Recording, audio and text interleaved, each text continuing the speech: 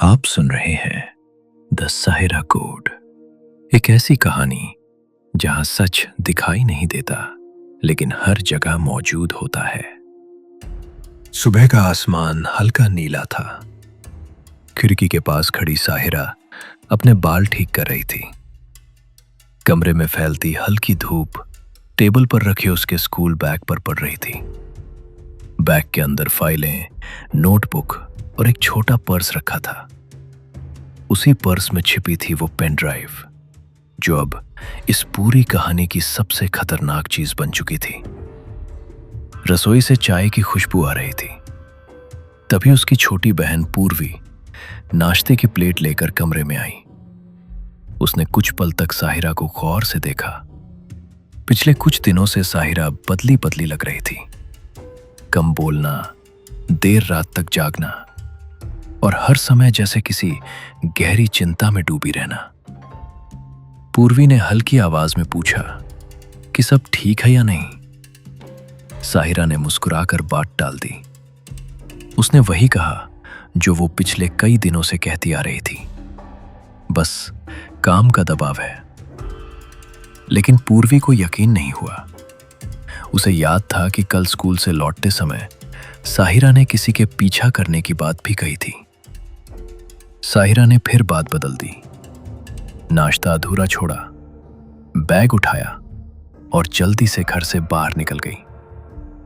पीछे से पूर्वी ने बस एक ही बात कही, अगर कुछ गलत हो रहा हो तो अकेले मत झेलना। साहिरा ने बिना मुड़े जवाब दिया, सब ठीक हो जाएगा। लेकिन उसके चेहरे पर जो तनाव था वो कुछ और ही कहानी कह रहा था। घर से बाहर निकलते ही सुबह की ठंडी हवा उसके चेहरे से टकराई। सड़क लगभग खाली थी। साहिरा धीरे धीरे मेन रोड की तरफ बढ़ रही थी कि तभी गली के मोड़ पर अचानक एक काली एसयूवी आकर उसके सामने रुकी। सब कुछ इतना अचानक हुआ कि उसे समझने का मौका ही नहीं मिला।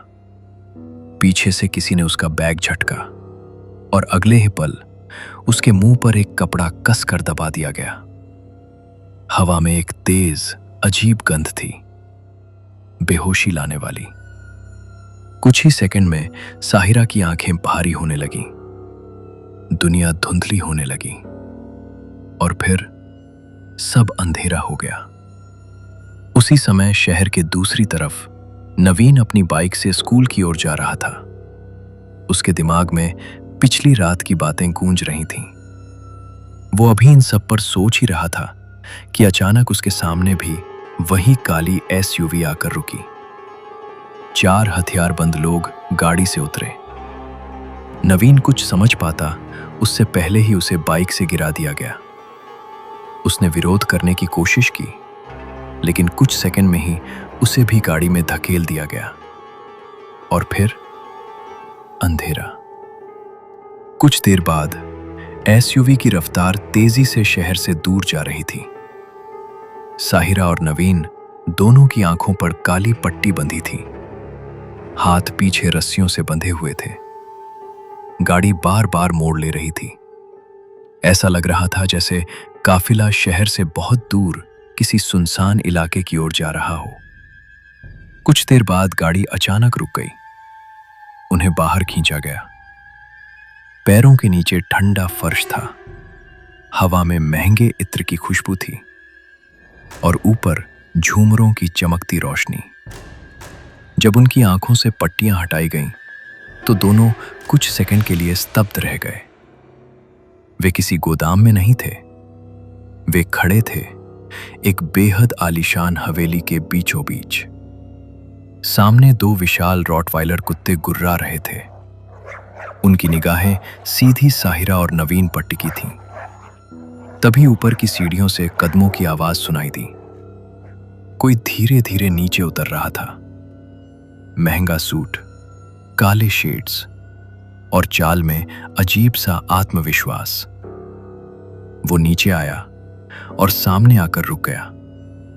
कमरे में उसकी ठंडी आवाज गूंजी। वो था वीरेंद्र चौधरी। साहिरा का चेहरा सख्त हो गया। नवीन की मुट्ठियां कस गईं वीरेंद्र ने हाथ में पकड़ा विस्की ग्लास धीरे धीरे घुमाते हुए कहा कि उसे सिर्फ एक चीज चाहिए, वो पेन ड्राइव और बदले में उनकी जिंदगी। साहिरा ने साफ इनकार कर दिया।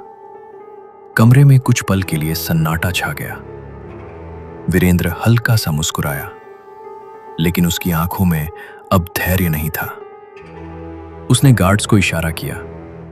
उन्होंने साहिरा का पर्स छीनकर चेक किया। सब कुछ उलट-पुलट दिया गया, लेकिन पेन ड्राइव नहीं मिली। वीरेंद्र का गुस्सा फूट पड़ा। उसने हाथ में पकड़ा ग्लास दीवार पर दे मारा। कांच के टुकड़े पूरे कमरे में बिखर गए। उसने आखिरी बार पूछा, पेन ड्राइव कहाँ है? साहिरा ने शांत आवाज में कहा कि वो अब उसके पास नहीं है। कुछ सेकंड तक वीरेंद्र उसे घूरता रहा। फिर उसकी ठंडी हंसी कमरे में गूंज उठी। उसने कहा कि उनके पास सिर्फ एक दिन है, अगली सुबह 9 बजे तक। अगर तब तक पेन ड्राइव उसके हाथ में नहीं आई तो शायद दुनिया में उनका कोई नाम भी नहीं बचेगा। इतना कहकर वो सीढ़ियों की तरफ मुड़ गया। गार्ड्स ने रास्ता खोल दिया। कुछ देर बाद साहिरा और नवीन हवेली से बाहर निकल चुके थे। रात की हवा भारी लग रही थी। दोनों जानते थे अब ये सिर्फ एक रहस्य की कहानी नहीं रही, ये सीधी जंग बन चुकी थी। और अब वक्त बहुत कम था, लेकिन असली सवाल अभी भी वही था, क्या साहिरा सच में पेन ड्राइव वीरेंद्र को देगी या ये उसकी सबसे बड़ी चाल साबित होगी? और जब सुबह होगी तो जिंदा कौन बचेगा, साहिरा, नवीन या वीरेंद्र चौधरी? अगर आपको यह एपिसोड पसंद आया हो तो सब्सक्राइब और फॉलो जरूर करें, क्योंकि इस कहानी में राज अभी खत्म नहीं हुए हैं। आप सुन रहे थे द साहिरा कोड।